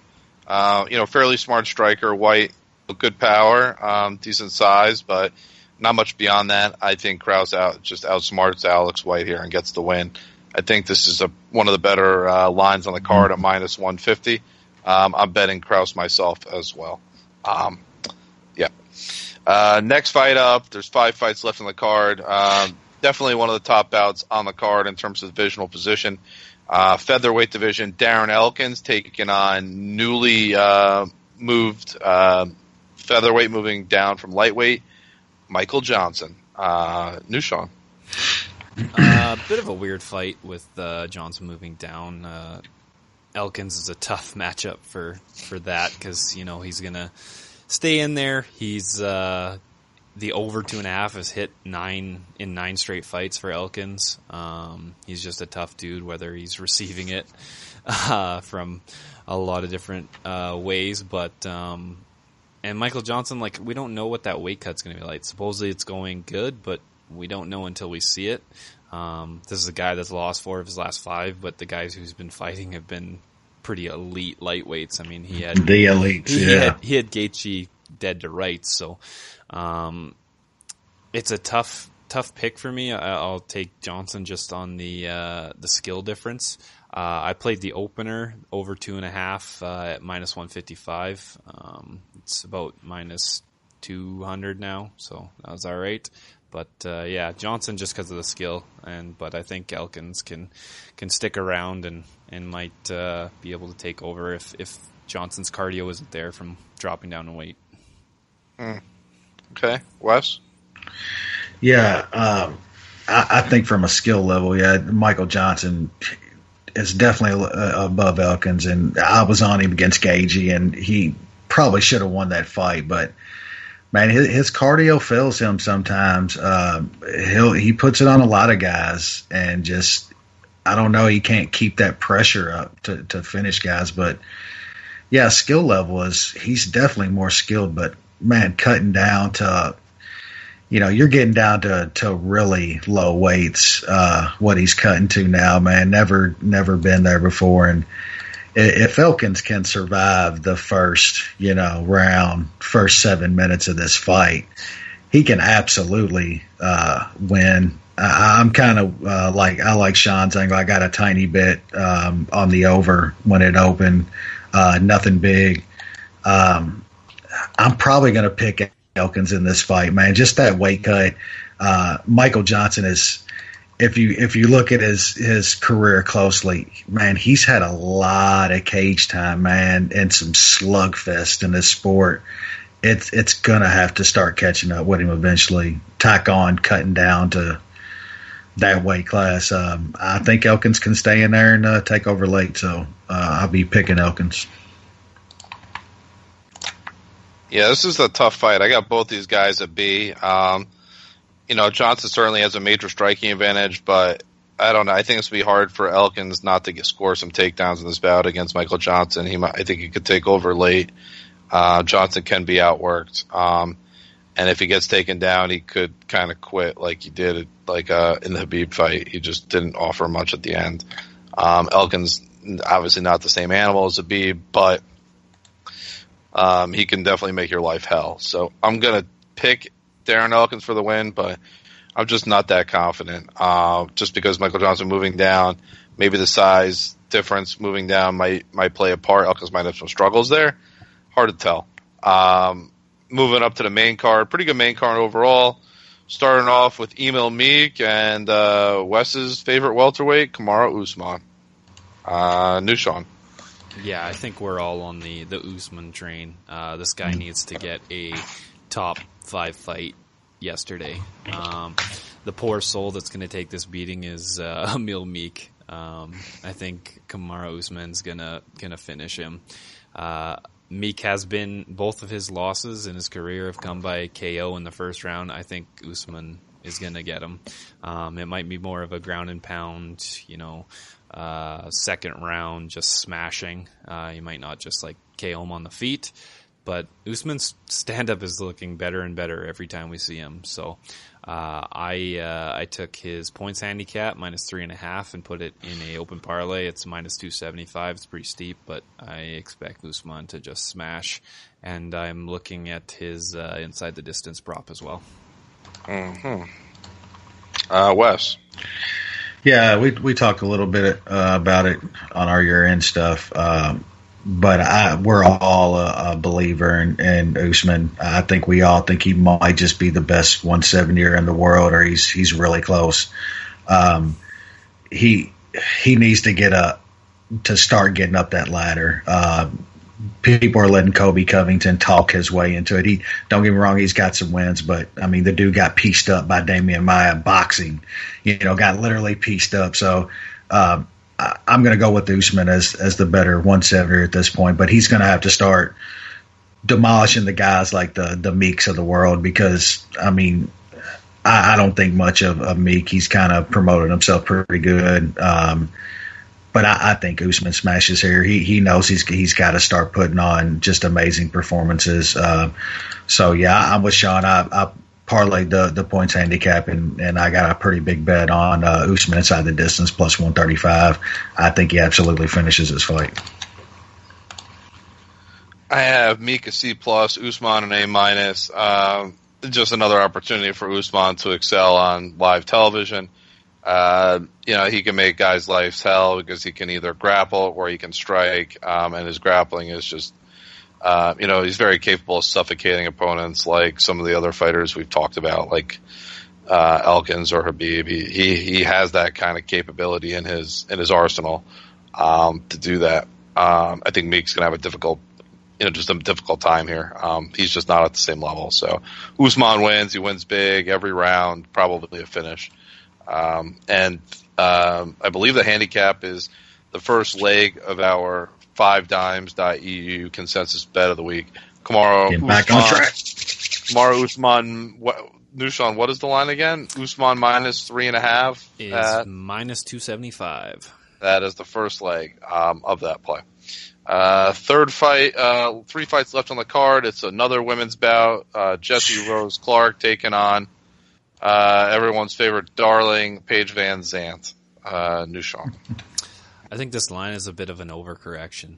I don't think much of Paige Van Zandt, but she definitely has more skills than Jessica Rose Clark. I got Paige Van Zandt at plus 120. I didn't play it big or anything like that, just because I don't think too much of Paige Van Zandt, but I do think she can beat Jessica Rose Clark, who's not good. Better. Yeah, I think Paige has got cardio.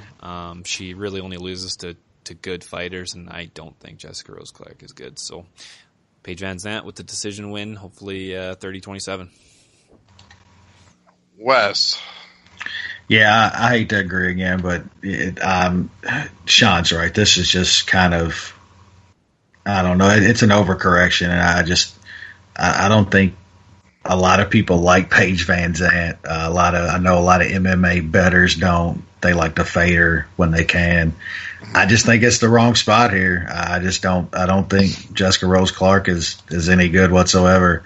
I also think Van Zandt, she's got a bad rap when she's doing all that Dance with the Stars shit, and she probably wasn't dedicated like she should have been. But it seems like she's pretty dedicated to training and shit now. And I mean, she's training at some of the best camps, so she's got to be improving.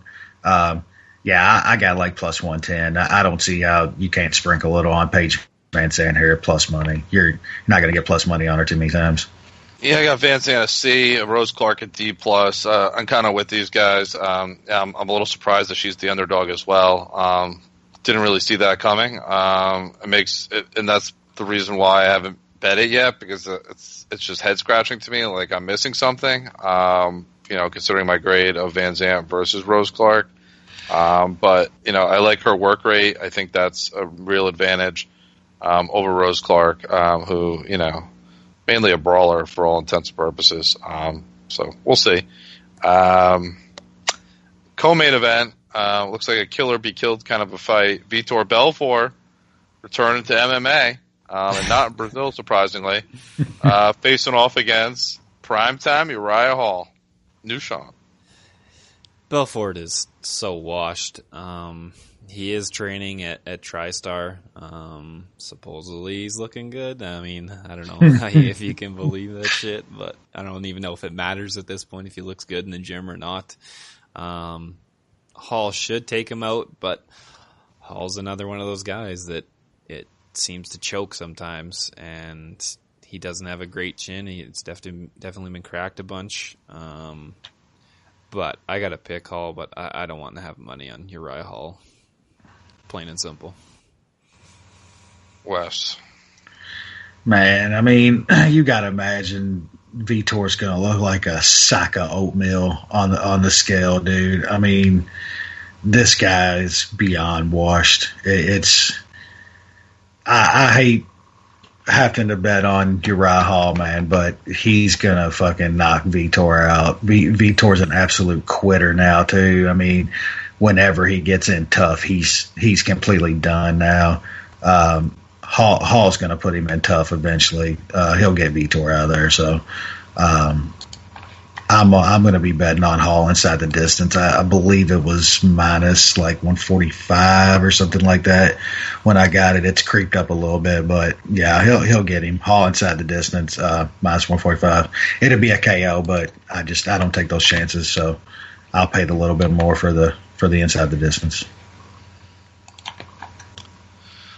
I got no TRT tour, C minus.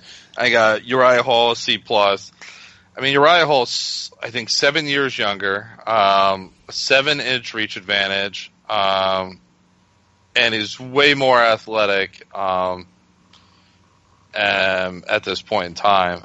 This is just a really difficult matchup, I think, for Vitor, because it's going to stay on the feet. Hall can just keep him at distance, and then he could move kind of in and out at will. I just think Belfort is going to struggle with Hall's length.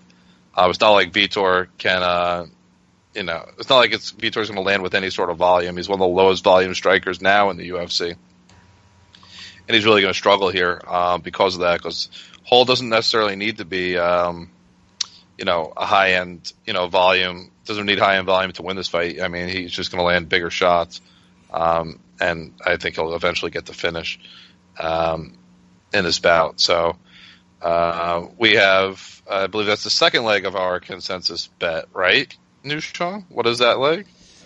That is Uriah Hall minus 300. That's what we took, right? And then Usman. Isn't that what we're going with? What were we doing? I thought it was the inside the distance. Oh yeah, inside the distance, not just straight up. Inside the distance is minus 153, and then you add that to Usman minus 3.5. Minus 3.5, and I believe that gets us plus 125. All right, so 5dimes.eu consensus bet of the week is a parlay. Uriah Hall inside the distance with Kamaru Usman minus 3.5 point handicap, and that pays out plus 125. Main event time. Maybe not the highest profile main event, but certainly an intriguing bout that should deliver. The Korean Superboy returns, taking on who the fuck is that guy, Jeremy Stevens? Nushan, I'll start with you. Thoughts on the main event? This is going to be a tough fight for our friend Trish to watch. She's friends with Jeremy Stevens, and she also likes the Korean Superboy, so she's kind of conflicted. I think she'll probably side with Jeremy Stevens, though. It's an interesting, we know, it's an interesting fight. Choi, he was in that firefight with Cub, and I mean, he almost won, but he got smashed pretty good in that fight. And he hasn't fought since. He was supposed to fight Feely in July, but he got injured, so he didn't fight at all last year. I would have liked to see him kind of come back and see to make sure that war didn't change him. He is going to get in there and come in tight against Jeremy Stevens. He's not going to do what Moicano did to Stevens, and just take his shots from the outside and circle and stuff like that. So he's going to be there to be hit. I know Stevens, his KO power is kind of exaggerated, but he still can hit. I think I'm going to have to pick Stevens. No bet on this fight as of right now. He's come down a bunch. He was plus 150. He's down to plus 135. Pick him in Toutmaster, but no bet right now. All right, Wes. Yeah, I think what Sean said about Stevens' power is just absolutely true. It's definitely a little overrated at this point. He tags guys. I think he hurts them, but he just doesn't have that straight up knockout power that that people's talked about for years now. I was impressed by Choi in the Cub fight. Just what he took in that, just the heart he showed. That's what he's going to need in this fight against Stevens, because Jeremy Stevens is definitely going to test him, man. He's going to get in there and throw. Excuse me. That's just pretty much how both these guys fight. So we know we're going to get a firefight. It should be fun. I don't know, man. I'm leaning Choi right now. I just think he's the younger, fresher guy, man. Stevens has been in a lot of wars too, man. I kind of like looking at that angle now in this sport. I think cage time is a big thing now when you get these fresher fighters coming in with guys being so close skill wise. But I mean, Stevens still young, man. He's only 31, which is kind of crazy to believe. But yeah, I think it's going to be a firefight, man. I think Choi's standing at the end of it. That's the way I'm leaning right now. No bet. If Choi gets down closer to minus 125, 130, I might sprinkle. But I think this fight does end inside the distance, though. Even saying that about Stevens' power, I think this is just going to be too much of a firefight to where somebody doesn't eventually get some landing a combo or something just by attrition, finishing one or the other. So I think the fight ends inside the distance, and pick is Choi. Yeah, I got both these guys at B. I think it's just an interesting bout between two kind of different types of strikers. Stevens, throws power into everything, kind of wings punches, while Choi is much more technical, straightforward in his approach. I think Stevens tends to struggle with guys that are, kind of high-end strikers by technique. I think that plays a big part here. I think Stevens could, take the fight to the ground if he wants to. I'm just not sure I see him doing that. And on the feet, I think, it plays into Choi's, just Choi's kind of straightforward, angled mentality. I think he's going to be able to land on Stevens, and it's going to frustrate Stevens to the point where he's going to make a big mistake and he's going to get caught, and it's going to be over. So I'm going to take Doo-Ho Choi by knockout. That's my pick in this bout. No bet, though. And I think that was a fairly long show, so I think we're just going to wrap it up. Can you guys believe that Haganu is next weekend? Man, Yeah. That's insane that creeped up. I feel like they should be promoting that more. it's a good card too, man. It's a really good card. Good fight. I will say the promo video they put out of it was really good. Yeah. But you're right, man. Like, damn, it's here. And That's the only shitty thing about being such a quick turnaround. They don't have press conferences to kind of, induce some stuff like that. That was the best thing about the sport, man. That used to be the best thing about the sport was the build-up. Yeah. Seriously, most newer fans don't even get to appreciate that. Just even when it was only 6 weeks, it was great, man. Yeah, he killed Overeem it felt like last weekend or a couple of weeks ago. Yeah. And now he's It wasn't long. Well, it wasn't long ago. I know that's a crazy turnaround. That's how you build. That's a fight to be excited about. That's for sure. That's how you build stars, man. Just that 3 months, they could have built up that star even more. But yeah, great fight, man. I can't wait for that shit. Yeah, It's gonna be good. So yeah, I guess we'll be back next week with all the hog analysis that you can handle. Exactly. And with that, enjoy the rest of your week and enjoy the fights.